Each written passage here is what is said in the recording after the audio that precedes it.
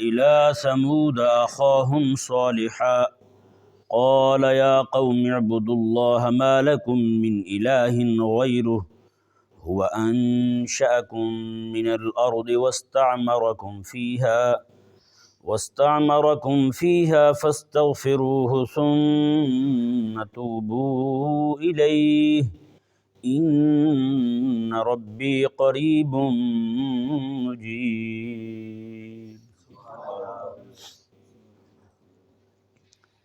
یہاں سے اللہ تبارک و تعالی نے حضرت سیدنا ہود علی نبینا و علیہ الصلاۃ والسلام کی دعوتی جد و جہد کا آغاز فرمایا، یعنی ان کی دعوتی جد و جہد کو بیان فرمایا۔ اللہ تعالیٰ نے ارشاد فرمایا وَإِلَىٰ ثَمُودَ أَخَاهُمْ صَالِحًا، اور قوم سمود کی طرف انہی کی قوم میں سے ان کی ہم قوم حضرت سیدنا صالح علیہ السلام کو ہم نے بھیجا۔ قال، انہوں نے فرمایا یا قوم، اے میری قوم، اعبدوا اللہ ما لکم من الہ غیرہ، تم اللہ تعالیٰ کی عبادت کرو جس کے علاوہ کوئی الہ نہیں ہے، تم اللہ تعالیٰ کی عبادت کرو جس کے علاوہ کوئی الہ نہیں ہے۔ دیکھیں تمام انبیاء کرام علیہ السلام جو ہیں وہ سب سے پہلی بات، سب سے پہلی دعوت، سب سے پہلا پیغام جو اپنی قوم کو سناتے ہیں وہ دعوت توحید ہے۔ وہ کیا ہے؟ دعوت توحید ہے کہ اللہ کو ایک مانو، اللہ کو ایک مانو۔ حضرت خواجہ غلام فرید رحمہ اللہ، ہمارے ہاں تو توحید کا بیان جو ہے نا وہ بہت کم سننے کو ملتا ہے۔ ہمارے صوفیاء کی کتابیں جو ہیں وہ بھری ہوئی ہیں توحید سے، جی ان کی تصوف کی کتابیں جو ہیں نا ان میں بھی پہلا باب اللہ تبارک و تعالیٰ کی وحدت کا، اللہ تبارک و تعالیٰ کی توحید کا ہی بیان کیا جاتا ہے۔ حضرت خواجہ غلام فرید رحمہ اللہ آپ بہت بڑے صوفی تھے، آپ فرماتے ہیں اپنی زبان میں ہک ہے ہک ہے ہک ہے، مطلب وہ ایک ہے وہ ایک ہے وہ ایک ہے، جڑا ہک کو دو کر جانے وڈا کافر تے مشرک ہے۔ یعنی فرماتے ہیں وہ تو ایک ہے وہ ایک ہے وہ ایک ہے، فرماتے ہیں جو ایک کے ساتھ کسی دوسرے کو مانے نا، فرماتے ہیں اس سے بڑا کافر اور مشرک ہی کوئی نہیں پوری دنیا میں، یعنی اتنا بڑا وہ کافر اور مشرک ہے۔ تو عقیدہ توحید جو ہے وہ برملا بیان کرنا چاہیے۔ عقیدہ توحید جو ہے وہ سامنے مشرک کھڑا ہو تو اس کا سینہ ٹھوک کے بیان کرنا چاہیے، ہیں جی۔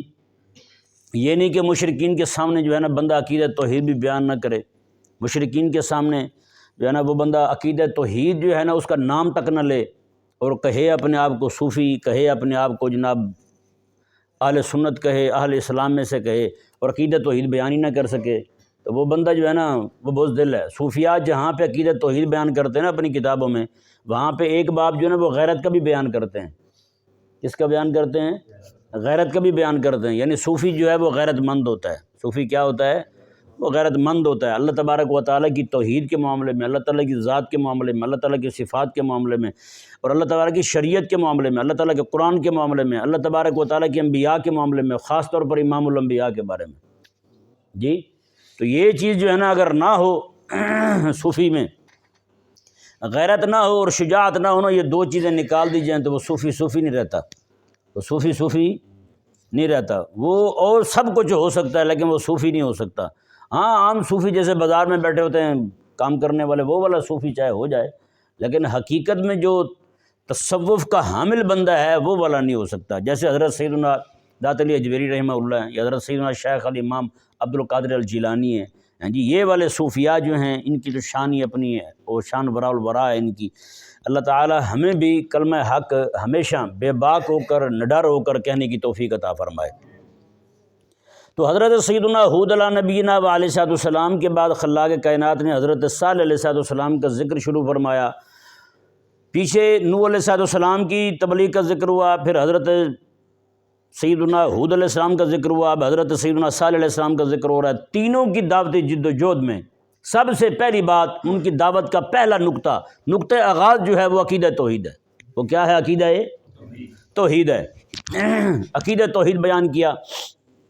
آپ نے فرمایا کہ میری قوم اعبدوا اللہ ما لکم من الہ غیرہ، میں کہ میری قوم اللہ تبارک و تعالیٰ کی عبادت کرو، ما لکم من الہ غیرہ، اس کے علاوہ تمہارا کوئی الہ نہیں ہے، ہیں جی۔ آگے حضرت سیدنا صالح علیہ نبینا علیہ السلام نے اللہ تبارک و تعالیٰ کے دو احسانات کو بیان کیا، کیونکہ احسان جو ہے نا وہ بندے کو محسن کے آگے جھکنے پر آمادہ کرتا ہے، محسن کے سامنے اکڑنے نہیں دیتا احسان ہیں۔ آگے خون جو ہے نا وہ اصلی اور نسلی ہو، خون اصلی نسلی ہو نا تو کبھی بھی اپنے محسن کے سامنے اکڑتا نہیں ہے، کیونکہ عربی کے ایک مقول ہے الاحسان یقطع اللسان، کہ احسان جو ہے یہ زبان کو کاٹ دیتا ہے، احسان زبان کو کاٹ دیتا ہے۔ اور یہاں پر بھی ویسے ضمناً ایک بات میں عرض کرنے لگا ہوں، حضرت سیدنا شیخ سعدی رحمہ اللہ ارشاد فرماتے ہیں، آپ فرماتے ہیں کہ کوئی بندہ جو ہے نا آپ کا مخالف ہو جائے تو اس پر کوئی احسان کر دیے، اس کو کچھ نہ کچھ دے دیا جائے، تو کہتے ہیں جب آپ اس پر احسان کریں گے تو وہ کبھی بھی آپ کے خلاف کھڑا نہیں ہوگا، آپ کے خلاف کھڑا نہیں ہوگا، تو احسان جب کریں گے تو وہ خاموش ہو جائے گا۔ آپ نے ویسے مثال جو ہے نا وہ کتوں سے دی ہے، میں کہ کسی علاقے میں کوئی کتا آپ پر بھونکتا ہے تو آپ اس کو دو چار ہڈیاں بوٹیاں ڈال دیں تو وہ چپ ہو جائے گا۔ تو یہ نظریہ حضرت شیخ سعدی رحمہ اللہ کا ہے، اور عرب بھی یہی کہتے ہیں۔ لیکن حیران کن بات یہ ہے کہ حکیم لقمان رضی اللہ تعالیٰ عنہ آپ ارشاد فرماتے ہیں کہ اگر آپ کسی علاقے میں آپ کو کتا بھونکے گا، آپ اس کو ہڈی ڈالیں گے تو وہ کتا دوسرے کتوں کو بھی بتائے گا، جتنے بے نسل کتے ہوں گے سارے جو ہے نا وہ سارے یہ یقین کر لیں گے اس بات پر کہ یار اس کو بھونکو تو کچھ نہ کچھ ملتا ضرور ہے۔ تو کہتے ہیں وہ بھونکنے والوں کی تعداد بڑھ جائے گی، بھونکنے والوں کی تعداد بڑھ جائے گی۔ لیکن عربوں کی بات جو ہے وہ اپنی جگہ پر ٹھیک ہے، ہاں جی، الاحسان یقطع اللسان اپنی جگہ ٹھیک ہے، اور حضرت لقمان کی بات اپنی جگہ ٹھیک ہے۔ حضرت لقمان جو ہے یہ ان لوگوں کی بات کر رہے ہیں جو بے نسلے ہوتے ہیں، نمک حرام جن کو کہہ لیں وہ والے لوگ ہوتے ہیں، وہ جناب بات بات پہ مخالف ہو جاتے ہیں۔ لیکن حضرت شیخ سعدی رحمہ اللہ جو فرما رہے ہیں کہ الاحسان یقطع اللسان، آپ جو ہیں ان لوگوں کی بات کر رہے ہیں جو جن کے خون میں وفا ہوتی ہے، جن کے خون میں وفا ہوتی ہے۔ جیسے حضرت شیخ سعدی رحمہ اللہ، آپ ایسے جا رہے ہیں تو کتا جو ہے نا وہ بھونکنے لگا، آپ نے پیچھے مڑ کے دیکھا، میں یار کبھی تو میرے درس میں آیا تھا، پڑھا تھا سبق تو نے مجھ سے، کتے نے کیا بولنا تھا، مطلب یہ تھا کہ وہ چپ ہو گیا۔ آپ نے کہا یار مجھے تو بھونکے وہ جس کو میں نے پڑھایا ہو، جس نے میرے سامنے بیٹھ کے مجھ سے پڑھا ہو وہ بھونکے مجھے، تو کیوں بھونک رہا ہے، تجھے تو نہیں پڑھایا۔ مطلب یہ کہ شیخ سعدی رحمۃ اللہ علیہ بھی ایسے لوگوں سے تنگ تھے، ایسے لوگ جو ہیں وہ آپ کو پتہ ہے پڑھانے کے بعد جو ہے نا وہ شاگرد، وہ ایک شعر ہے ربائی بلکہ کہتے ہیں سعدیہ شرازیہ سبق مدے کم ذات را، وہ سعدی شرازی کسی کمینے کو سبق نہ پڑھانا، کم ذات چوں عاقل شبد گلا کند استاد را، کہتے ہیں کم ذات اور کمینہ جو ہے نا جب وہ تھوڑا سا عقل والا ہو جاتا ہے، پڑھ کے 4 کتابیں پڑھ لے، 4 لفظ پڑھ لے تو سب سے پہلے غیبت بھی استاد کی کرتا ہے، وہ سب سے پہلے دشمن بھی استاد کے بنتا ہے وہ، ہیں جی۔ تو بہرحال یہ ایک بات ضمناً آ گئی تھی، میں نے آپ کے سامنے عرض کی۔ تو حضرت سیدنا صالح علیہ السلام نے اللہ تعالیٰ کے 2 احسان بیان فرمائے، کہ فرمایا کہ وہ خالق اور مالک جو ہے تم پر احسان فرمانے والا ہے، تمہارے اوپر لازم اور ضروری ہے کہ تم اللہ تعالیٰ کے احسانات کو یاد رکھو اور اس کی بارگاہ میں جھکو، اور ایک تم ہو کہ اللہ تعالیٰ کے احسانات کو بھلا کر کے تم اللہ تعالیٰ کے مقابلے میں ہی کھڑے ہو گئے، اللہ کے دشمن بن گئے، اللہ کے دین کے دشمن بن گئے۔ اللہ اکبر کبیرہ، 2 احسانات اللہ تعالیٰ کے کون سے ہیں جو حضرت سیدنا صالح علیہ نبینا علیہ السلام نے ان کے سامنے بیان کیے۔ سب سے پہلا، میں ہوا انشأکم من الارض، وہ ذات جس نے تمہیں زمین سے پیدا کیا۔ کس سے پیدا کیا؟ زمین سے پیدا کیا۔ یہ اللہ تبارک و تعالیٰ کا احسان ہے، ہاں جی، زمین سے پیدا کیا اور زمین میں ہی تمہیں ٹھہراؤ دیا، زمین پر تمہیں قرار دیا۔ وہ خالق اور مالک، اتنا بڑا احسان اس کا جس نے تمہیں وجود بخشا۔ بتائیں نا بھائی، آج کوئی بندہ کسی کو 200 روپے دے دے تو وہ بندہ بھی اگر کوئی جا کے ان کو کہے یار آگے پیچھے ہو جائیں، کوئی بندہ کسی کو 200 روپے دے دے تو وہ کبھی بھی اس کے سامنے کھڑا نہیں ہوگا اگر وفادار ہوگا بندہ۔ تو یار جس خالق اور مالک نے پیدا ہی کر دیا ہے، جس خالق اور مالک نے وجود بخشا ہے، تو اس خالق اور مالک کا اتنا بڑا فضل، اتنا بڑا احسان اس کا۔ تو حضرت سیدنا صالح علیہ نبینا علیہ السلام نے واضح طور پر ارشاد فرمایا، میں ہوا انشأکم من الارض، وہ خالق اور مالک جس نے تمہیں پیدا کیا ہے۔ اور کہاں سے پیدا کیا ہے؟ ارض کا ذکر آپ نے یہ اتفاقی طور پر نہیں کیا، بلکہ اس میں بھی آپ نے ان کو سبق سکھایا ہے۔ کس چیز کا؟ میں اس خالق اور مالک نے تمہیں مٹی سے بنایا ہے، ہاں جی، تمہارا کام بنتا تھا اس خالق اور مالک کو پہچانو۔ تم نے کیا کیا؟ تم نے مٹی سے بت بنا کے انہیں کے آگے جھکنا شروع کر دیا. تم نے مٹی کے بت بنائے اور پتھروں سے بت نکالے, تم نے ان کو جھکنا شروع کر دیا, ان کی عبادت شروع کر دی, ان کو خدا مان لیا. اندازہ لگائیں.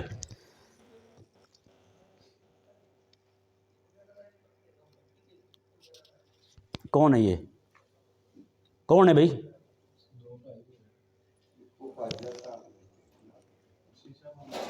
جی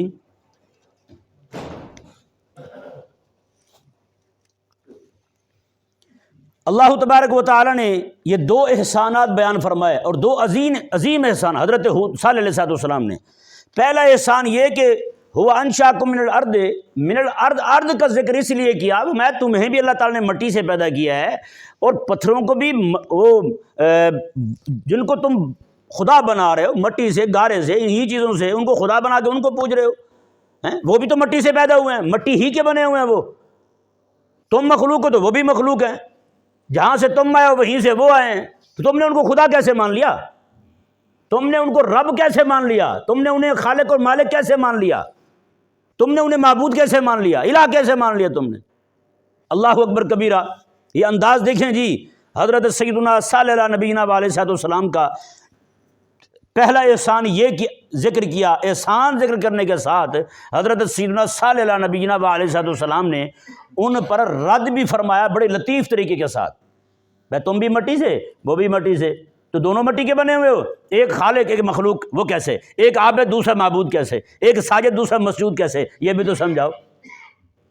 یعنی آپ فرمانا یہ چاہتے ہیں کہ خالق کے لیے تو مٹی سے ہونا یہ تو عیب والی بات ہے. پھر تم بھی مٹی سے, تمہارا خالق بھی مٹی سے, تم بھی مٹی سے, تمہارا معبود بھی مٹی سے, تم بھی مٹی سے, تمہارا مسجود بھی مٹی سے. یہ کیا طریقہ ہوا تمہارا؟ اللہ اکبر کبیرہ. کیا جملہ ارشاد فرمایا یار حضرت ہود صلی اللہ علیہ وسلم نے, فرمایا کہ ہوا انشاکم من الارض, اس نے تمہیں مٹی سے بنایا, تمہیں مٹی سے پیدا کیا اللہ تبارک و تعالی نے. اللہ اکبر کبیرہ. دوسرا احسان یہ بیان کیا, فرمایا کہ واستعمرکم فیہا, اور اللہ تبارک و تعالی نے تمہیں اسی زمین پر آباد بھی فرمایا ہے, اسی زمین پر آباد بھی فرمایا ہے. تو یہ صرف آباد کرنے کا مطلب جو ہے وہ صرف یہی نہیں ہے کہ تمہیں ٹھہرنے کے لیے جگہ دے دی ہے, نہ تمہاری ضرورت کی چیزیں بھی. آباد کون ہوتا ہے بھلا بتائیں؟ کوئی بندہ اپنے بچوں کو لے جائے اور بالکل بیابان جنگل میں جا کر کے چھوڑ دے, وہ کہے گا کہ اپنے بچوں کو وہاں بسایا ہوا ہے اس نے؟ سارے یہی کہیں گے اجاڑنے کے لیے, ان کو مارنے کے لیے وہاں چھوڑا ہوا ہے. مطلب یہ ہے کہ آباد کرنا, بسانا یہ ہوتا ہے. ان کو زمین بھی دی اللہ تعالیٰ نے, زمین کے اوپر ٹھہراؤ دی بھی, زمین کو پھر ایسا جناب نہ تو اتنا سخت بنایا کہ اس پر پاؤں نہ جم سکیں, ہیں جی, لوہے کی نہیں بنائی اللہ تعالیٰ نے زمین کہ جناب اس میں سے کوئی چیز اگا نہ سکیں, اور نہ ہی اتنی نرم بنائی کہ اس میں لوگ دھنستے چلے جائیں, اور نہ اتنی سخت بنائی کہ اس میں سے کوئی چیز اگے نہ ان کے لیے. سخت اتنی بنائی کہ بندہ چلتا جائے پاؤں نہیں دھستا, اور نرم اتنی بنائی بالکل نازک سا پودا جو ہے وہ بھی اپنا سر باہر نکال کے آ جاتا ہے, سامنے کھڑا ہو جاتا ہے. نرم اتنی بنا دی کہ بالکل چھوٹا سا پودا جو ہے وہ بھی زمین کو چیرتا وہ باہر آ جاتا ہے, اور سخت اتنی ہے کہ بندے کا, انسان کا پیر جو ہے وہ بھی نہیں دبتا. کتنی بڑی بات ہے کرم کو نہ مالک کا یار, قسم خدا کی. یہ جملے ایسے نہیں فرمائے حضرت سیدنا صلی اللہ علیہ وسلم نے, دو جملے کہے ہیں بس. انہی دو جملوں کے اندر پہلے جملے میں تمہیں اللہ تعالیٰ نے پیدا کیا ہے, اس میں اللہ تعالیٰ کے خالق اور مالک ہونے کا بیان فرمایا. الارض کہہ کر کے اللہ تبارک و تعالیٰ نے انہوں نے جو اپنے معبود بنا رکھے تھے ان کی عبودیت کی نفی فرما دی, ان کے معبود ہونے کی نفی فرما دی, اور اللہ تبارک و تعالیٰ کے لیے معبود برحق ہونا اسی ایک جملے میں واضح فرما دیا. اور آگے حضرت سیدنا صلی اللہ علیہ وسلم نے کمال جملہ فرمایا واستعمرکم فیہا, اور اللہ نے تمہیں زمین میں آباد کیا. کیسے آباد کیا؟ زمین میں تمہیں ٹھہراؤ دیا. زمین کو اللہ تعالیٰ نے فرمایا کہ زمین کو ہم نے مہاد بنا دیا, بچھونا بنا دیا, ان کے لیے فرش بنا دیا, زمین کو فرش بنا دی اللہ تعالیٰ نے. اور اسی زمین میں اللہ تبارک و تعالیٰ نے پھر ان کے کھانے پینے کی چیزیں بنا دی. پھر اللہ تبارک و تعالیٰ نے ان کے ذہن میں ڈالا, دل میں ڈالی یہ بات کہ تم اپنے لیے مکان بناؤ اور رہائش بناؤ, ہیں جی, رات دن کے کمانے کے لیے جگہ ان کے لیے الگ مقرر کر دی, رہنے کے لیے سونے کے لیے الگ جگہ مقرر کر دی. یہ خالق اور مالک کا احسان نہیں ہے تو کیا ہے؟ جملے صرف دو بولے ہیں، بظاہر دو احسانات حضرت سیدنا صالح علیہ السلام نے بیان فرمائے، لیکن حقیقت کے اندر اللہ تبارک و تعالیٰ کے تمام احسانات جو ہیں انہی دو جملوں کے اندر حضرت صالح علیہ السلام نے بیان کر دی ہیں جی۔ هو انشأکم من الارض، میں اللہ تبارک و تعالی نے تمہیں مٹی سے پیدا کیا، زمین سے پیدا کیا۔ اللہ اکبر کبیرہ۔ تو زمین سے جب اس نے پیدا کیا تو انسان کی ضروریات بھی زمین پہ رکھ دی ہیں جی، اس کی حاجات بھی، تمام تر ضروریات، تمام تر حاجتیں اس کی اللہ تبارک و تعالی نے زمین پر رکھ دی۔ ہاں، عطا فرمانے کے فیصلے رب تبارک و تعالیٰ کے عرش سے آتے ہیں، وہ لوح محفوظ سے وہیں سے آتے ہیں۔ اللہ تبارک و تعالیٰ نے ارشاد فرمایا جی دیکھیں، دو احسانات ذکر کرنے کے بعد فرمایا کہ ان چیزوں میں جب تم غور کرو گے تو فرمایا کہ پھر تم پر دو کام لازم ہیں، وہ کیا ہیں؟ فاستغفروہ، تم اللہ تعالیٰ سے بخشش مانگو، ہیں پیدا اس نے کیا ہے جو کہ کسی اور کے سامنے پڑے ہو، دیتا تمہیں وہ ہے اور احسان کسی اور کا مانتے ہو، ہیں تمہیں ذرا خیال نہیں آیا، ہیں دینے والا کوئی اور ہو، شکریہ ادا کرنے بندہ کسی اور کے دروازے پہ چلا جائے تو یہ ظلم نہیں ہے تو اور کیا ہے بھلا بتائیں؟ دینے والا رب ہے۔ دیکھیں نا مثال کے طور پر یہاں پہ کوئی بندہ آتا ہے ہیں تو آگے کہتا ہے جناب یہ ایک پلیٹ جو ہے نا چاول کی فلاں بندے کو دے دیں، اس کو دیا جائے، اور وہ جو ہے دینے والے کو چھوڑ کر کسی اور کو شکریہ کہے، یہ ظالم ہوگا یا نہیں ہوگا؟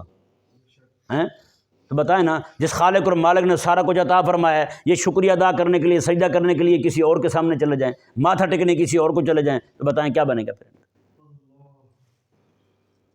سمجھ آ رہا ہے نہیں آ رہا؟ یہ بات ہے۔ اللہ تبارک و تعالیٰ نے، اللہ اکبر کبیرہ، اللہ تعالیٰ کے پاک پیغمبر حضرت سیدنا کیا عارفانہ کلام کیا یار حضرت صالح علیہ السلام نے، اور کلام کا انداز دیکھیں اور ترتیب دیکھیں۔ کاش کہ یہ والا منہج جو ہے نا انبیاء کرام علیہ السلام کا، ہم اس کو کھول کے بیان کریں اور سمجھیں تو ہمیں پتہ چل جائے گا یار اللہ تعالیٰ کے پاک انبیاء کرام علیہ السلام نے دعوت دی کیسے ہے، کیسے لوگوں کو سمجھایا ہے، کیسے اللہ تبارک و تعالیٰ کی وحی کے قریب کیا لوگوں۔ حضرت صالح علیہ السلام ارشاد فرماتے ہیں کہ فاستغفروہ، تم مجھ سے بخشش مانگو، ثم توبوا الیہ، پھر اسی بخشش پر قائم بھی رہو، کیونکہ استغفار کا معنی بھی وہی ہے، توبہ کا معنی بھی وہی ہے۔ توبہ کرنا پکا اللہ تعالیٰ کی بارگاہ میں یہ عہد کر لینا کہ مولا میں آگے ایسا کام نہیں کروں گا، میں جو تم نے اللہ تعالیٰ کو چھوڑ کر کے بتوں کو سجدے کیے نا، میں اس پر اللہ تبارک و تعالیٰ سے بخشش مانگو۔ یہ نہیں فرمایا کہ تم ایسے بس ٹھیک ہے جی کام چل جائے گا تمہارا، نہ۔ یہاں کو بندہ کسی کو کہے توبہ کرو، بتائیں اکھڑ نہیں پڑے گا وہ؟ یہاں کسی کو یہ کہہ دیں تجھے خدا کا خوف نہیں ہے تو لڑ پڑتے ہیں، یہاں کسی کو یہ کہہ دیں کہ اللہ تجھے ہدایت دے، اس بات پہ لڑ پڑتے ہیں۔ میں تمہیں بے ہدایت نظر آتا ہوں؟ ایک بندے کو ایسے میں نے کہہ دیا، میں نے کہا اللہ تمہیں ہدایت دے، وہ تو لڑ پڑا، سچی لڑ پڑا وہ۔ میں نے کہا میں آپ کو بے ہدایت نظر آتا ہوں؟ میں نے کہا اہدنا الصراط المستقیم پڑھتے ہیں آپ؟ کہتے پڑھتا ہوں۔ میں نے کہا اس کا معنی کیا ہے؟ یا اللہ مجھے ہدایت دے۔ میں کہا تو بے ہدایت ہوتا ہے؟ نماز پڑھ رہا ہے، حالت نماز میں ہے، تو بھئی اللہ تعالیٰ سے ہدایت نماز میں کھڑے ہو کر مانگنے کا مطلب یہ ہے کہ مولا جو تو نے ہدایت دی ہے مجھے اسی پر استقامت عطا فرما، تو ہاں معنی استقامت کا ہوگا۔ ہاں مزید معاملات میں جہاں جن معاملات میں بھٹکا ہوا ہوں، جن معاملات میں راہ حق سے ہٹا ہوا ہوں، ان معاملات میں ہدایت کی دعا مانگی جائے، اور جن معاملات میں اسے ہدایت میسر آ چکی ہے ان میں استقامت کی دعا مانگی جائے۔ دونوں معنی میں فرق ہوگا کہ نہیں سمجھ آ رہا؟ ایک بندہ جو کلی طور پر ہدایت پر ہے، کلی طور پر ہدایت پر ہے، تو اس کے لیے معنی وہاں پہ استقامت کا ہوگا اہدنا الصراط المستقیم میں۔ اور جو بندہ کچھ معاملات میں ہدایت پر ہے، کچھ معاملات میں ہدایت سے ہٹا ہوا ہے، تو وہ جو ہے جن معاملات میں ہدایت پر ہے استقامت کا معنی ہوگا وہاں پر، جن معاملات میں استقامت پر ہدایت پر نہیں ہے ان معاملات میں ہدایت طلب کی جائے گی، اپنی طلب کر رہا ہے وہ، کہ نہیں سمجھ آیا مسئلہ؟ تو حضرت سیدنا صالح علیہ السلام نے فرمایا فاستغفروہ، تم اللہ تبارک و تعالیٰ سے بخشش مانگو، ثم توبوا الیہ، پھر اسی کی بارگاہ میں رجوع کرو، مطلب یہ کہ اسی کی بارگاہ کی طرف ہی تم متوجہ رہو، پھر دوبارہ تم نے شرک کی طرف عود نہیں کرنا، پھر تم نے کفر کی طرف نہیں دیکھنا، پھر تم جب اللہ تعالیٰ کی سے بخشش مانگ لو تو پھر اس پر استقامت بھی حاصل ہو، تمہیں استقامت اختیار کرنا۔ اللہ اکبر کبیرہ۔ اگلی بات بڑی زبردست ارشاد فرمائی، میں کہ کوئی یہ نہ سوچنا کہ خالق اور مالک اتنی عظیم ہستی ہے، اس میں بھی آپ نے ان کا رد کیا ہے۔ وہ رد کیسے کیا ہے؟ اللہ اکبر کبیرہ۔ آج بھی آپ ان ہندوؤں کو دیکھیں نا، ان کو کہا جائے کہ یہ بتوں کو چھوڑ دیں تو وہ کہتے ہیں بھائی بھگوان سے بات کرنے کا کوئی ذریعہ بھی تو ہونا چاہیے نا، بھگوان تو ہمیں نہیں دکھتا، یہ بھگوان کی مورت ہے تو ہم مورت سے بات کرتے ہیں، یہ بھگوان کی صورت ہے ہم صورت سے بات کرتے ہیں، تو اپنے دل کو بہلانے کے لیے کہ بھگوان ہمارے سامنے ہے، تو لہٰذا حقیقت میں ہم بات اللہ تعالیٰ سے کر رہے ہیں، گو کہ یہ ہمارے سامنے رکھا ہوا، یہ تو درمیان میں وسیلہ اور ذریعہ ہے ہمارے لیے۔ سمجھ آ رہا مسئلہ نہیں آ رہا؟ تو جو بات یہ کر رہے ہیں نا وہی بات وہ کرتے تھے، وہ بھی کہتے تھے کہ اللہ تعالیٰ سنتا ہے ہماری، لیکن درمیان میں یہ جو ہے نا یہ ان کا ہونا ضروری ہے، بتوں کا ہونا ضروری ہے۔ ہیں جی، ہم ان سے اپنے دل کی باتیں کہہ لیتے ہیں، جو ضروریات ہوتی ہیں ہم ان کو کہہ لیتے ہیں، تو یہ چونکہ اس کی مورتیں اس کی تصویریں، تو یہ جو ہے نا پھر ہماری بات آگے پہنچا دیتے ہیں، نعوذ باللہ من ذالک۔ اللہ تعالیٰ نے قرآن میں فرمایا نا ان کا نظریہ، ما نعبدہم الا لیقربونا الی اللہ زلفیٰ، انہوں نے کہا ہم تو ان کی پوجا اس لیے کر رہے ہیں تاکہ یہ بت جو ہیں ہمیں اللہ کے قریب کر دیں۔ کیا نظریہ ہے ان کا، ہمیں اللہ کے قریب کر دیں، اس لیے ہم پوجا کر رہے ہیں۔ یہاں پہ ان کا رد ہو گیا جی مشرکین کا۔ کیسے رد کیا حضرت صالح علیہ السلام نے؟ آپ نے ان ربی قریب مجیب، میرے رب جو ہے نا یہ ان مورتیوں کا ان کا محتاج کوئی نہیں، میرے رب خود ہی قریب ہے، میرے رب خود ہی قریب ہے۔ دوسرے مقام میں وَإِذَا سَأَلَكَ عِبَادِي عَنِّي فَإِنِّي قریب، میں حبیب پیارے میرے بندے تجھ سے آگے پوچھے نا میرے بارے میں تو ان کو بتا دینا فَإِنِّي قریب، میں قریب ہی ہوں، اجیب دعوت الداع اذا دعان، جب بھی کوئی میرا بندہ دعا مانگتا ہے میں اس کی دعا قبول کر لیتا ہوں، میں اس کی دعا قبول کرتا ہوں۔ تو یہاں پر بھی حضرت سیدنا صالح علیہ السلام فرما رہے ہیں میں کہ میرا رب جو ہے ان ربی قریب مجیب، بالکل وہی معنی وہی مضمون جو وَإِذَا سَأَلَكَ عِبَادِي عَنِّي فَإِنِّي قریب اجیب دعوت الداع میں آ رہا ہے، وہی مضمون یہاں آ رہا ہے جی۔ وَإِذَا سَأَلَكَ عِبَادِي، جب میرے بندے میرے بارے میں پوچھیں تو ابھی آپ فرما دیں میرے رب جو ہے وہ قریب ہے۔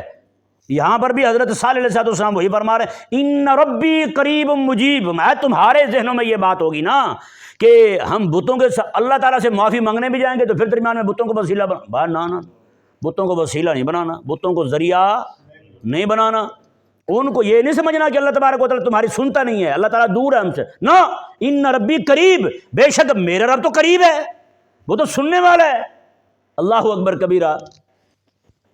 یہاں پر ان لوگوں کے لیے بھی عقیدہ توسل جو ہے اہل اللہ کے وسیلے سے، امام الانبیاء علیہ السلام کے وسیلے سے، انبیاء کرام علیہ السلام کے وسیلے سے دعا مانگنا ہمارے بزرگوں نے مستحب لکھا ہے۔ کیا لکھا ہے؟ مستحب لکھا ہے۔ یا اللہ رسول اللہ علیہ السلام کے وسیلے سے یہ ہمارا کام کر دے۔ اور ہمارے بزرگ یہ بھی فرماتے ہیں پہلے بندہ جو ہے نا ایسے ہی دعا کرتا رہے، ہیں جی، جب دیکھیں نا کہ قبولیت کے آثار ظاہر نہیں ہو رہے تو پھر جا کر کے مستحب ہے اس کے لیے کہ یہ کہہ دے یا اللہ فلاں بزرگ کے وسیلے سے ہم پر کرم فرما دے ہیں۔ تو ہمارے ہاں نعوذ باللہ من ذالک عقیدہ توسل ایسا بیان کیا گیا، ایسے بھرپور طریقے کے ساتھ بیان کیا گیا، اور اس کے بیان کرنے میں بھی ایک حکمت ہی کہہ لیں کہ دوسری طرف سے اس کا انکار تھا، شدید طریقے کے ساتھ، شدت کے ساتھ انکار تھا، اس لیے انہوں نے بیان کیا۔ اب بیان اتنا کیا ہے کہ ہمارے لوگوں نے اس دعا کے اندر وسیلے کو فرض جان لیا ہے، یعنی کئی لوگوں کا یہ نظریہ بن گیا کہ یہ وسیلے والی بات نہیں کریں گے تو دعا قبول ہی نہیں ہوگی۔ نہیں سمجھ آیا مسئلہ؟ ایسی کوئی بات کوئی نہیں بھائی، ایسی کوئی بات کوئی نہیں۔ وسیلے سے دعا مانگنا مستحب ہے، بس اس کے اوپر کوئی حکم نہیں ہے، اس کا جواز ثابت ہوتا ہے قرآن پاک سے بھی، احادیث مبارکہ سے بھی جی۔ جیسے حضرت قرآن کریم میں فرمایا اللہ تعالیٰ نے میں کہ بنی اسرائیل جو ہیں وہ جب بھی جہاد کے لیے جاتے تھے کہیں پر، حضرت موسیٰ علیہ السلام کے جو تبرکات تھے اس میں ان کا عصا بھی تھا، امامہ شریف بھی تھا، نالین بھی تھے، وہ پورے ایک تابوت میں بند تھے، وہ کہیں بھی جاتے تھے جا کر کے دعا کرتے یا اللہ ان کے وسیلے سے ہمیں فتح عطا فرما، تو اللہ تعالیٰ ان کو فتح عطا فرما دیتا۔ تو یہ تو ثابت ہے بھائی، اس کا انکار کرنا درست نہیں ہے، لیکن اس کو فرض جاننا یہ بھی دین کے اندر در اندازی ہے۔ دین کے اندر کیا ہے؟ در اندازی ہے۔ ایک مولوی صاحب کی تقریر سنی، وہ فرمانے لگے کہ کہنے لگے کہ اللہ تبارک و تعالیٰ تک پہنچنا جو ہے بغیر وسیلے کے یہ ممکن ہی کوئی نہیں ہے جی۔ ہاں اس معنی میں ہو کہ درمیان میں رسول اللہ علیہ السلام کا وسیلہ ہو کہ آقا علیہ السلام کی دی ہوئی ہدایت سے ہی بندہ رب تک پہنچے گا، یہ تو فرض ہے وسیلہ۔ پھر آقا علیہ السلام کو چھوڑ کر جو بندہ رب تبارک و تعالیٰ تک پہنچنے کا دعویٰ کرے پہنچ سکتا ہے؟ وہ کذاب ہے، وہ جھوٹا ہے۔ قرآن کو چھوڑ کر کہ میں قرآن کی مجھے حاجت نہیں، میں تو ایسے اللہ تعالیٰ تک پہنچا ہوا ہوں، تو وہ بھی بندہ اس وسیلے کا انکار یہ بھی بندے کو ایمان سے فارغ کر دے گا۔ سمجھ آ گیا مسئلہ اس معنی میں۔ باقی وہ دعا والا وسیلہ، دعا کے اندر وسیلہ، وہ صرف اور صرف مستحب ہے، ہمارے بزرگوں نے لکھا ہے۔ اس سے آگے بڑھا چڑھا کے بیان کرنا، جیسے بات بات پہ وسیلہ وسیلہ وسیلہ وسیلہ، تو اس کو لوگوں نے فرض ہی جان لیا، اب وہ پیچھے کی طرف آنے کو تیار ہی کو نہیں۔ یہ کرنا درست نہیں ہے۔ کسی اور موقع پر انشاءاللہ اس پر تفصیلی گفتگو کروں گا میں، تاکہ مسئلہ واضح ہو جائے۔ یہ دیکھیں جی، الفاظ دیکھیں حضرت سیدنا صالح علیہ السلام کے۔ آپ نے کہا ان ربی قریب مجیب، اللہ اکبر۔ میں کہ سنو بھائی، تمہیں بتوں کے پاس جانے کی ضرورت کوئی نہیں، ان ربی قریب، میرے رب خود ہی قریب ہے، میرے رب خود ہی قریب ہے۔ اور مزے کی بات دیکھیں، اللہ تعالیٰ کے قرب کو جو بیان کیا نا، وہ کسی اور لفظ سے بیان نہیں کیا، اللہ تعالیٰ کی کسی اور صفت سے بیان نہیں کیا، بلکہ اللہ تبارک و تعالیٰ کی صفت ربوبیت سے بیان کیا اسے۔ یعنی میرا رب میرا خالق اور مالک جو ہے نا، وہ قریب ہے تمہارے اپنی صفت ربوبیت کے ساتھ، باقی صفات کے ساتھ بھی ہے، لیکن صالح علیہ السلام جو بیان کر رہے ہیں، جو الفاظ آپ ادا فرما رہے ہیں، وہ الفاظ یہ ہے ان ربی، میرا رب، وہ جو تمہیں آج تک روٹی اس نے بند نہیں کی، جس رب نے تمہیں آج تک زمین پہ پڑے وہ رات کو دھنسایا نہیں ہے، جس رب نے تمہیں زمین پر، وہ اپنی ربوبیت کا اظہار کر رہا ہے نا، تمہیں زمین پر پڑے وہ رات کو تم پر عذاب نازل نہیں کیا ہے، وہ رب تبارک و تعالیٰ، وہ پالنے والا جو ہے، اگر تم اسے خود ہی مانگو گے، اور بغیر مانگے تمہیں اتنا عطا فرما رہا ہے، اگر مانگنے کے لیے ہاتھ اٹھا دو گے، ہدایت مانگنے کے لیے ہاتھ اٹھا دو گے، اس سے معافی مانگنے کے لیے مولا تیرے دشمنوں سے ہم تعلق توڑ کے تیری بارگاہ میں آنا چاہتے ہیں، تو کیا خیال ہے اللہ تبارک و تعالیٰ جو تمہیں عطا نہیں فرمائے گا؟ لفظ رب کا ذکر کرنا اس بات کی دلیل ہے کہ آپ علیہ السلام نے یہ فرمایا کہ یہ والی دعا میرے رب سے کرو گے تو میرے رب تبارک و تعالیٰ اپنے شان ربوبیت کو ظاہر فرماتے ہوئے، اس کا اظہار فرماتے ہوئے تمہاری دعا کو شرف قبول عطا فرمائے گا۔ تمہارا کام بس فاستغفروا، تمہارا کام بخشش مانگنا ہے، ثم توبوا الیہ، پھر اس کی بارگاہ میں رجوع لانا ہے۔ اور اگلے الفاظ جو اگلا لفظ جو ہے فرمایا کہ مجیب، یہ بھی نہ سوچنا کہ وہ قبول نہیں کرتا، بلکہ مجیب، وہ قبول بھی فرماتا ہے، قریب بھی ہے، سنتا بھی ہے، قبول بھی فرماتا ہے۔ کئی سارے لوگ یہ کہتے ہیں ہماری تو دعا قبول ہی نہیں ہوتی۔ ایسا کہنے والا بندہ جو ہے نعوذ باللہ قرآن کی ان آیات کا انکار کر رہا ہے۔ کئی لوگ آئیں گے حضرت صاحب دعا کریں، ہم کہیں گے ٹھیک ہے جی ہم بھی کرتے ہیں آپ بھی کرو، نہیں جی ہماری کہاں سنتا ہے اللہ تعالیٰ، یہ کس نے کہا نہیں سنتا؟ حضرت سیدنا امیر المومنین عمر رضی اللہ تعالیٰ عنہ کے زمانہ مبارکہ میں آپ کا دور حکومت ہے، آپ مسجد میں سوئے ہوئے ہیں، مسجد میں سوئے ہوئے ہیں، ایک بندہ جو ہے نا اس نے زندگی ساری گویوں والا کام کیا تھا، طبلے والے، تو وہ والا کام کیا تھا اس نے۔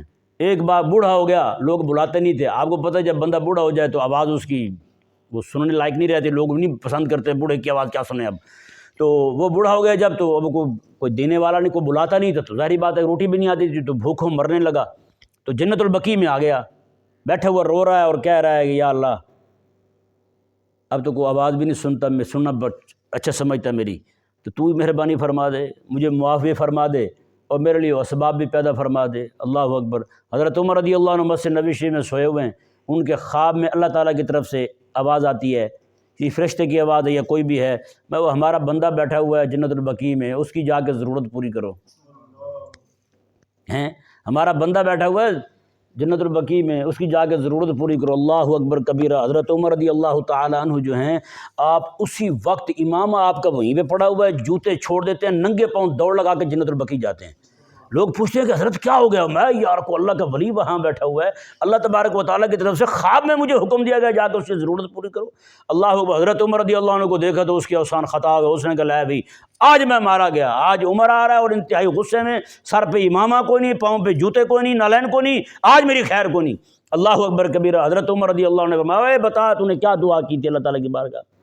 اس نے کہا حضرت کو گناہ ہو گیا، میں نانا رب تجھ سے راضی ہو گیا، رب تجھ سے مالک راضی ہو گیا، یار مانگے تو صحیح ہے۔ زندگی ساری گانے والا بندہ ایک بار جنت البقیع میں آ کے بیٹھ جائے، رب تعالیٰ مسجد نبی میں سوئے ہوئے امیر المومنین کو اٹھا کے اس کی خدمت کے لیے روانہ کر دیں، تو کیا خیال ہے بندہ مومن یا جب اللہ اپنے گناہوں پر ندامت محسوس کرتے ہوئے رب کی بارگاہ میں آ جائے مانگنے کے لیے، تو رب عطا نہیں فرمائے؟ ان ربی قریب مجیب، میرے رب تو بھائی قریب بھی ہے، قبول بھی فرمانے والا ہے۔ کو کہتے ہیں نا قبول نہیں ہوتی، اسے یہی کہیں بھی میرے رب ان ربی قریب مجیب، اللہ اکبر۔ وہ ایک عربی تھا ادھر کا صومالیہ کے علاقے کے نا، تو ریڑھی پہ اس نے کچھ پھل رکھے ہوئے تھے، اس کا نام عبد الغنی تھا۔ کیا نام تھا؟ عبد الغنی۔ غنی اللہ تبارک و تعالی ہیں، غنا والا، اللہ اکبر۔ تو اس نے لکھا ہوا تھا، انہوں نے کہا کیف اخاف الفقر وانا عبد الغنی، اس نے کہا میں بھوک سے کیسے ڈروں، میں حالانکہ میں تو غنی کا بندہ ہوں۔